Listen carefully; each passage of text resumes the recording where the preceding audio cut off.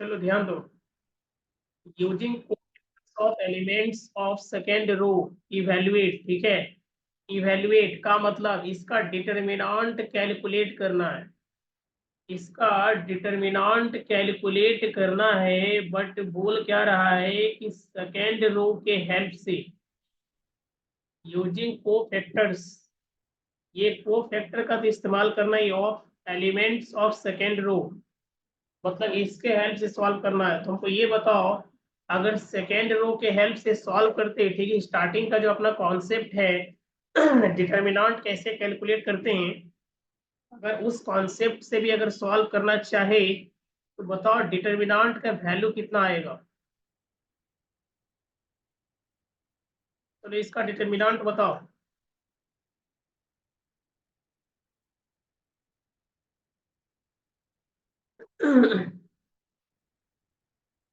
Determinant का value कितना आएगा।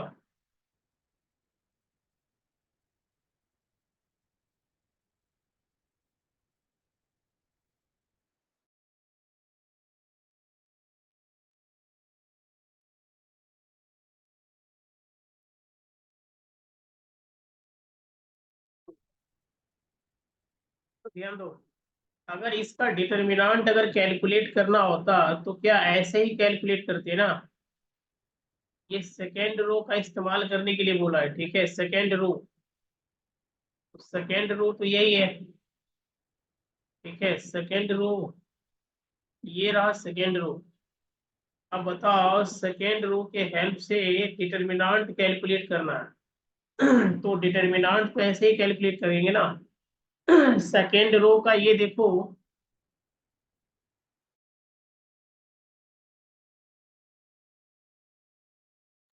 सेकेंड रो का ये फर्स्ट एलिमेंट माइनस का टू, इसका पोजीशन देखो। सेकेंड रो फर्स्ट कॉलम, इसका पोजीशन देखो तो ये फर्स्ट कॉलम और ये सेकेंड रो, और ये एलिमेंट रहा, मतलब -1 के पावर में फर्स्ट सेकेंड रो और ये first column into two, into two ठीक है, इंटू टू। अब ये बताओ इंटू टू हो गया, ठीक है। अब इसका रो और कॉलम को क्लोज करो। तो रो और कॉलम को अगर क्लोज करेंगे तो यही चार एलिमेंट बचता हुआ दिख रहा है, ये चार एलिमेंट बचता हुआ दिख रहा है, ये 3, ये 8, 3 8 2 3। अब बताओ सेकेंड वाले एलिमेंट को ध्यान से देखो।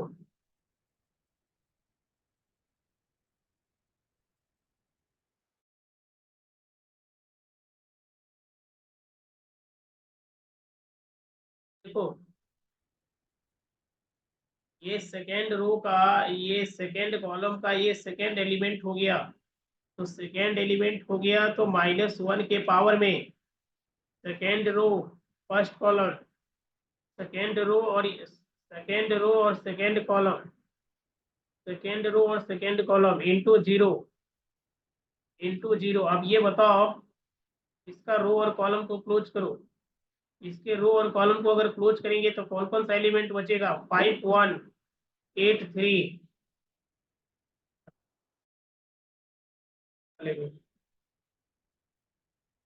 थर्ड वाले को देखो ध्यान से, थर्ड वाले एलिमेंट को ध्यान से देखो, ये रहा थर्ड वाला एलिमेंट।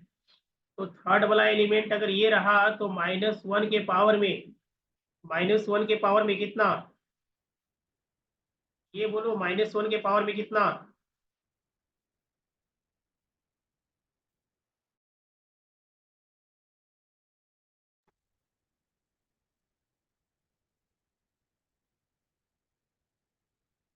अरे ये समझ में आ रहा ना डिटरमिनेंट कैसे कैलकुलेट कर रही, तो याद है ना।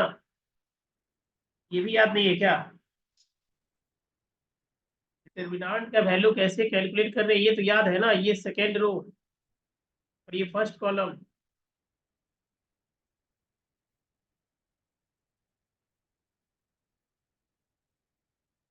ये इसका सेकेंड वाला, ये देखो ध्यान से, ये सेकेंड रो फर्स्ट कॉलम,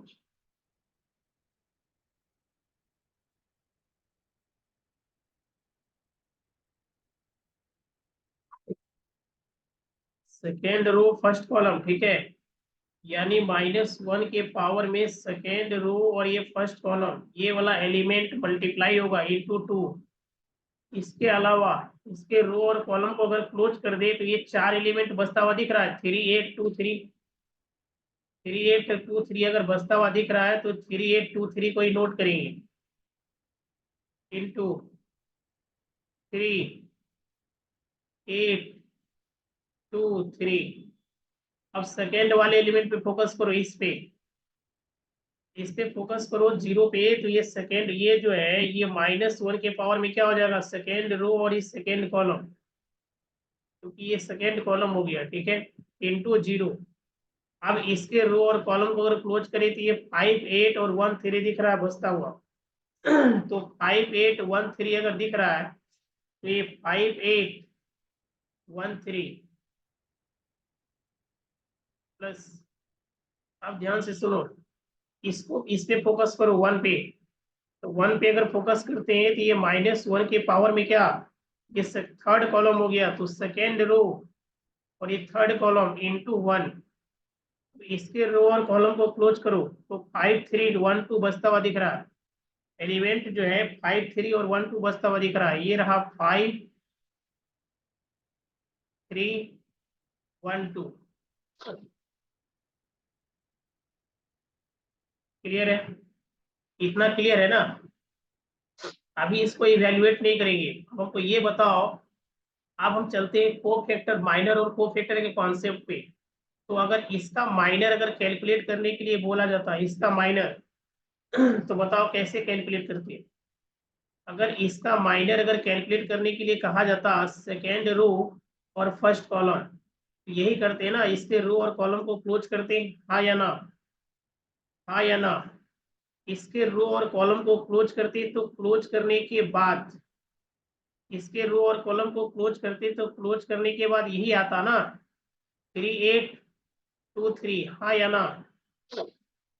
अब बताओ अगर इसका को फैक्टर अगर कैलकुलेट करते, अब बताओ इसका को फैक्टर अगर कैलकुलेट करते 821, तो यही होता है ना को फैक्टर के केस में, -1 के पावर में सेकेंड रो और ये फर्स्ट कॉलम इंटू क्या M11, बताओ हाँ या ना, M21, यानी -1 के पावर में 2 + 1 इंटू M21 यानी 3823। बताओ हाँ या ना, को फैक्टर ऐसे ही कैलकुलेट करते थे, बताओ को फैक्टर ऐसे ही कैलकुलेट करते थे, बोलो। अरे को फैक्टर का कॉन्सेप्ट याद है ना, कि ये भी भूल गए, ये वाला कॉन्सेप्ट बा याद है, को फैक्टर और माइनर का।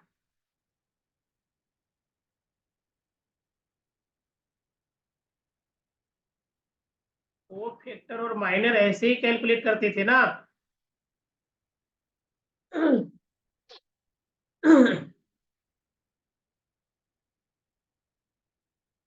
तो रिप्लाई दिया करो, ठीक है। आप ध्यान सुनो, जब को फैक्टर और माइनर इस तरीके से अगर कैलकुलेट करते थे तो इस पे फोकस करो, इस पे फोकस करो ध्यान से, इस टू को छोड़कर, इस टू को छोड़कर, ठीक है, इस टू को अभी भूल जाओ,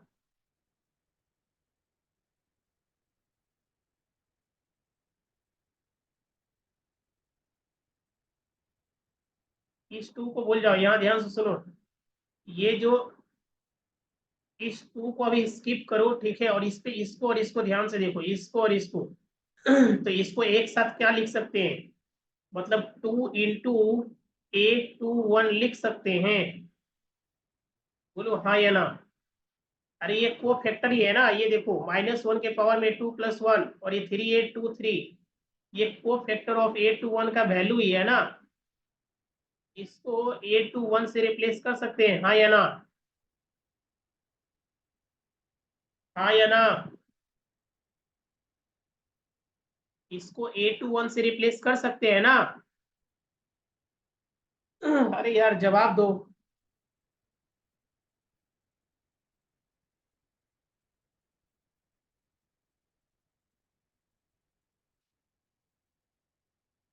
जवाब दो, जवाब दो।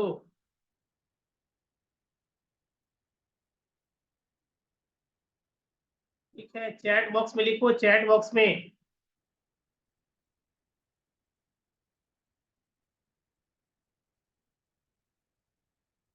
अब ठीक है,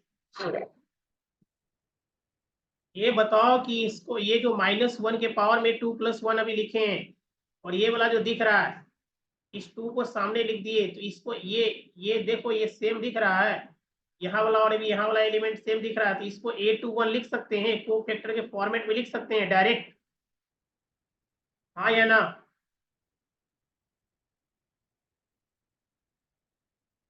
लिख सकते हैं ना? तो सिमिलरली बताओ इसको क्या लिख सकते हैं, जल्दी से रिप्लाई दो, इसको क्या लिख सकते हैं? जब इसको A21 लिखें तो इसको क्या लिख सकते हैं? 0 मल्टीप्लाई में रहेगा।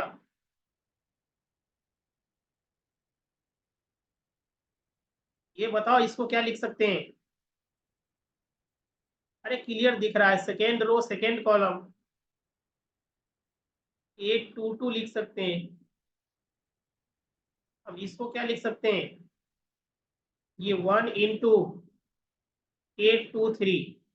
तो ध्यान से सुनो, क्या बोला गया है कि यूजिंग को factors of elements of second row evaluate, ठीक है, ये अभी सिर्फ समझा रहे हैं तुमको, ठीक है, कि ऑलरेडी इस प्रॉब्लम को सॉल्व किए हैं, ठीक है, वहां भी ये को फैक्टर का ही कॉन्सेप्ट होता है, लेकिन अब इसको दिखाना है तो हम लोग करेंगे क्या ना, 1 बाई 1, पहले M21 कैलकुलेट कर लेंगे, A21 कैलकुलेट कर लेंगे, सिमिलरली फिर क्या करेंगे, A22 कैलकुलेट कर लेंगे, A23 कैलकुलेट कर देंगे, ठीक है, और बाद में क्या है ना, उसके उस पे जो भी एलिमेंट प्रेजेंट है उससे मल्टीप्लाई करके आंसर लिख देंगे। अब ये बताओ, ये इसको क्या लिख सकते हैं?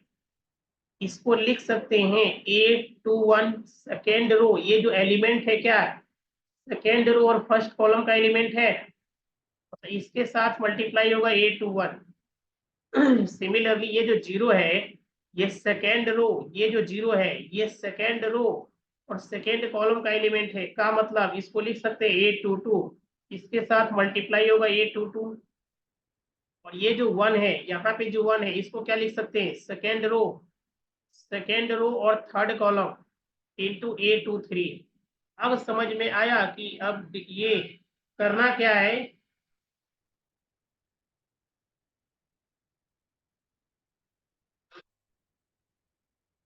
कि 1 बाई 1 करके जो है ना, A21 कैलकुलेट कर लेंगे, A22 कैलकुलेट कर लेंगे, A23 कैलकुलेट कर लेंगे, ठीक है, और लास्ट में इसमें वैल्यू को पुट करके सॉल्व कर देना है, वो फाइनल आंसर होगा।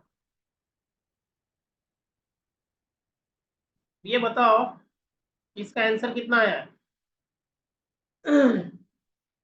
डिटर्मिनेंट, इसको सॉल्व करने के बाद इसका वैल्यू कितना आया ये बताओ, ताकि इसको साइड में नोट करके रख लेते हैं। इसको सॉल्व करने के बाद वैल्यू कितना आया है ये बताओ।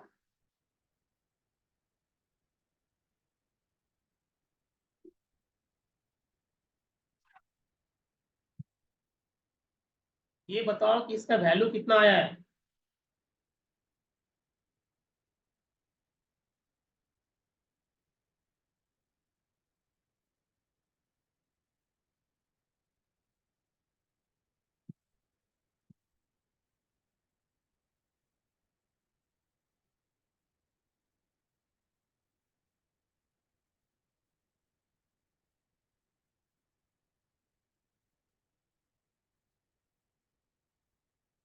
डिटर्मिनेंट का वैल्यू बताओ कितना आया है।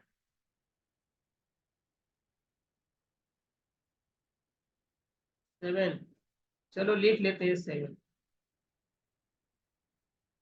सही है ना? चलो 7 अगर आया है तो 7 नोट कर लिया। आप ध्यान से सुनो, अब हम लोग जो है उसको दिखना चाहिए सामने वाला को कि को फैक्टर्स का इस्तेमाल किया गया है, ठीक है, को फैक्टर का यूज किया गया है, इस प्रॉब्लम को को फैक्टर का यूज करके सॉल्व करते हैं, आंसर 7 ही आएगा, ठीक है, ये तो समझ में आ गया ना कि इसका यूज कैसे होगा। करना क्या है, ध्यान से सुनो, सेकेंड रो की बात बोला है ना, तो इसका जो एलिमेंट है,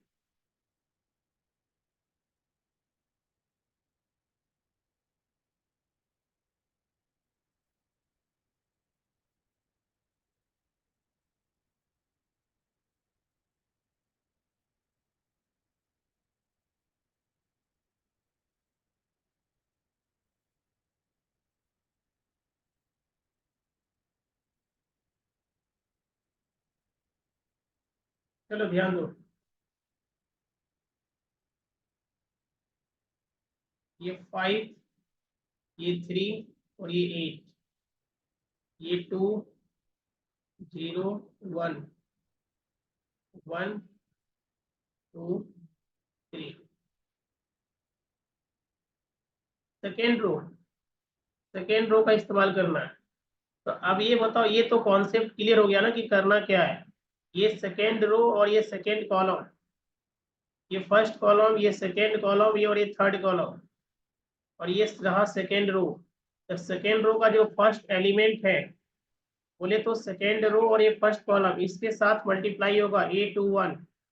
फिर सेकेंड रो सेकेंड कॉलम इसके साथ मल्टीप्लाई होगा A22। को फैक्टर की बात हो रहा है, ठीक है। मतलब इसका वैल्यू आ जाएगा, डिटर्मिनेंट का वैल्यू आ जाएगा। अब उसके बाद जो है क्या है, थर्ड एलिमेंट, ये थर्ड रो, सेकेंड रो और ये third column, second row third column into A23। तो इंडिविजुअली जो है ना, एक काम करो, A21, A22 और A33 कैलकुलेट कर लो। तो जब A21 कैलकुलेट करेंगे, A21 कैलकुलेट करेंगे, सेकेंड रो फर्स्ट कॉलम इसकी बात हो रहा है, तो ये -1 के पावर में second row first column into 2। Into 2 करने का जरूरत ही नहीं है, क्योंकि डायरेक्ट को फैक्टर कैलकुलेट कर रहे हैं ना। अब डायरेक्ट को फैक्टर कैलकुलेट कर रहे हैं, अगर कंफ्यूजन हो तो पहले माइनर कैलकुलेट कर लो, ठीक है। अगर किसी तरीके का कोई कंफ्यूजन हो, जैसे M1, या डायरेक्ट कैलकुलेट कर लो, कोई दिक्कत नहीं है। वैसे कॉन्सेप्ट क्लियर हो गया होगा।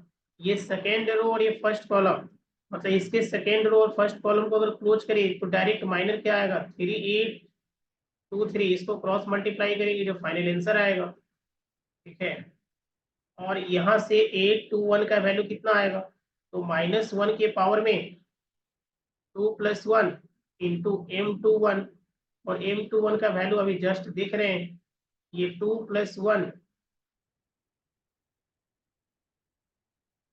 3823।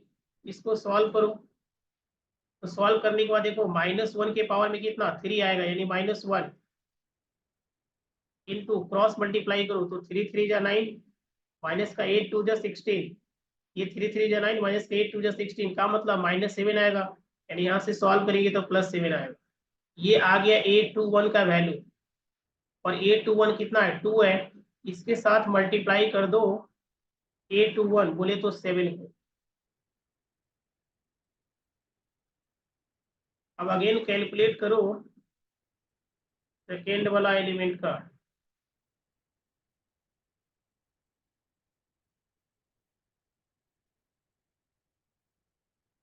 चलो इस पे फोकस करो, इस जीरो पे, इसका पोजीशन देखो जीरो का, सेकेंड रो सेकेंड कॉलम। तो इस सेकेंड रो सेकेंड कॉलम, ठीक है, सेकेंड रो सेकेंड कॉलम, उसके रो और कॉलम को अगर क्लोज किया जाए, सेकेंड रो और ये सेकेंड कॉलम, तो ये सेकेंड रो और सेकेंड कॉलम इसके रो और कॉलम को क्लोज करो तो क्या क्या बच रहा है, 5813। इसका अगर को फैक्टर अगर कैलकुलेट किया जाए, इसका अगर को फैक्टर अगर कैलकुलेट किया जाए तो -1 के पावर में कितना, 2 + 2। अब ये बताओ, ये 5813,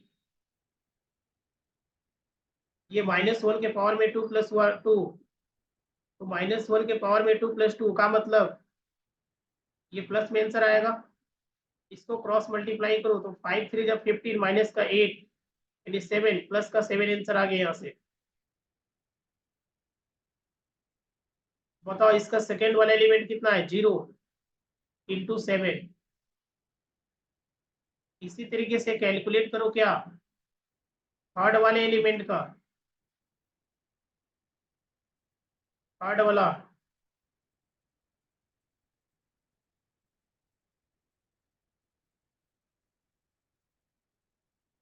यहाँ पे 0 है और ये 1 है। थर्ड वाले एलिमेंट का बताओ,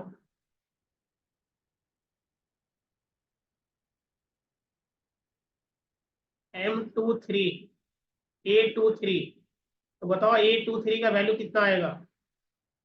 A23 ये रहा A23, यानी M23, तो M23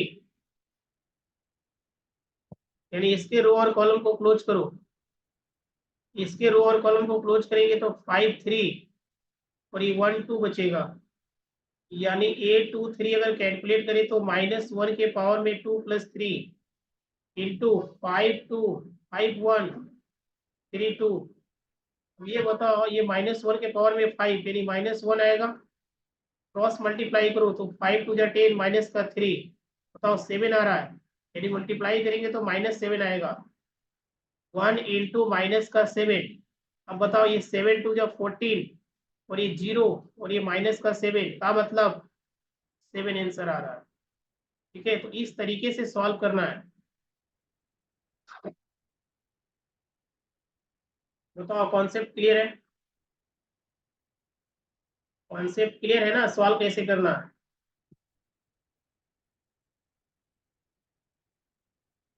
अरे कॉन्सेप्ट क्लियर है? चलो ठीक है, कॉन्सेप्ट अगर क्लियर है तो फटाफट इसका बताओ आंसर क्या होना चाहिए, कौन सा ऑप्शन होना चाहिए? ये देखो, इसको ध्यान से देखो, क्या ये ऑप्शन होगा? फर्स्ट रो को लेकर सॉल्व किया है, C1 C2 C3, ये फर्स्ट रो को लेकर सॉल्व किया। ये देखो फर्स्ट वाला एलिमेंट, इसका कोफैक्टर A11, ये सेकेंड वाला एलिमेंट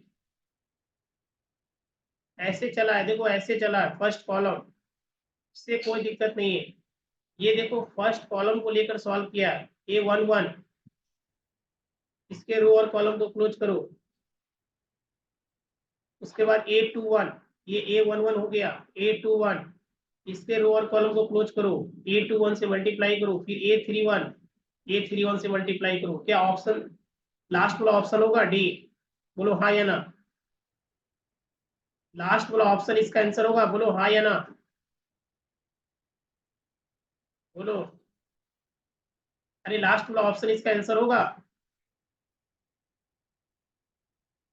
चलो ठीक है, ये 5 नंबर हो गया, 3 नंबर हो गया, 4 नंबर को सॉल्व करो। थर्ड कॉलम, थर्ड कॉलम को लेकर सॉल्व करना है, ये इसके इसका इस एलिमेंट का यूज करके सॉल्व करना है, इवेल्युएट करना है, डिटरमिनेंट का वैल्यू कैलकुलेट करना है। तो बताओ कितना आंसर आएगा? चलो सॉल्व करो इसको।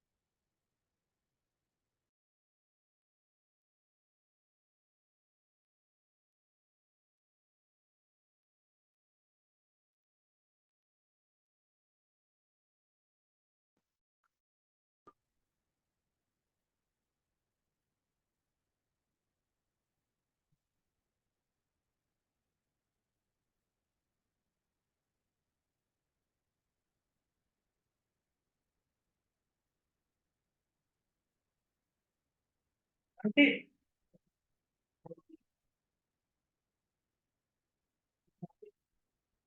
हाँ, तुम्हारा क्यों चाहिए?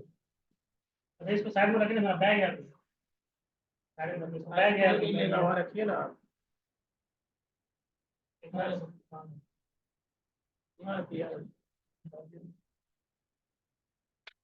बैग लिया नहीं हमारा तो एकदम।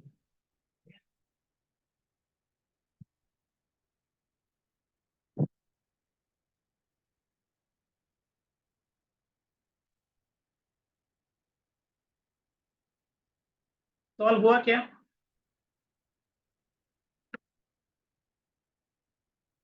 ये बताओ सॉल्व हुआ क्या?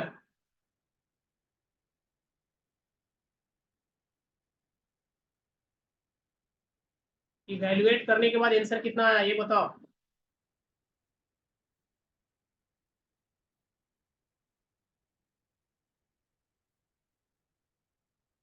ये बताओ आंसर कितना आया। इवैल्यूएट करने के बाद आंसर कितना आया ये बताओ।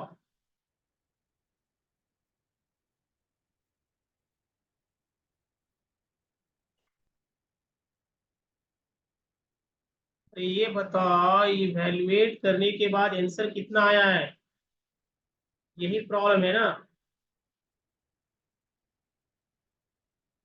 1 1 1 सॉल्व हुआ या नहीं ये बताओ। अरे सॉल्व हुआ है, ये करना पड़ेगा।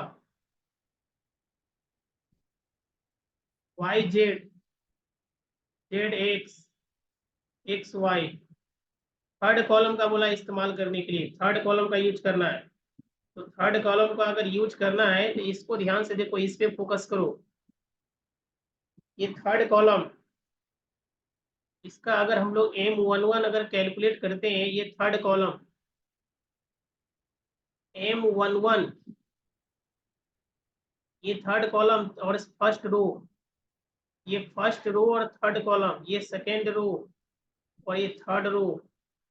तो ये थर्ड, फर्स्ट रो और ये थर्ड कॉलम M13। बताओ M13 का वैल्यू कितना आएगा। M13 का वैल्यू कितना आएगा। इसका रो और कॉलम को क्लोज कर दो। इसके रो और कॉलम को क्लोज करेंगे तो क्या यही एलिमेंट बचेगा।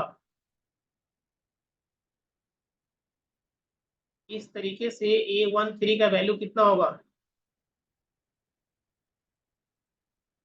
A13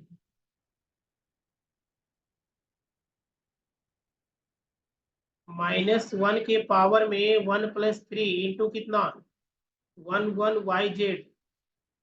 इसी तरीके से M13 कैलकुलेट कर लेंगे, ठीक है। M23 कैलकुलेट कर लेंगे और M31 कैलकुलेट कर लेंगे। जब ये सारा आ जाएगा तो A13, A23 और ये 33 भी आ जाएगा, ठीक है। उसको इसके कॉरिस्पॉन्डिंग